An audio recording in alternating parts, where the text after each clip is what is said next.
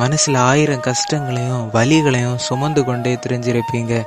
ஒன்றும் இல்லைங்க, உங்கள் வீட்டில் ஒரு செடியை நட்டு வளர்த்தி பாருங்கள். அது பூச்செடியாக இருந்தாலும் சரி, கனி காய்க்கிற செடியாக இருந்தாலுமே சரி, அந்த செடி பூக்கும் போதோ இல்லை கனி காய்க்கும் போதோ அந்த செடியை நான் தான் நட்டு வளர்த்தினேன் அப்படின்னு நீங்கள் பார்க்கும்போது உங்களுக்கு கஷ்டம் நஷ்டம் வலிகள் எல்லாமே பறந்து போயிடுங்க.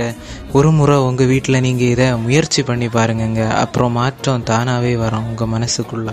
தென்கிழக்கு தேன் சிட்டு செம்பருத்தி பூ முட்டு செல்லம் கொஞ்சுதே தாலாட்ட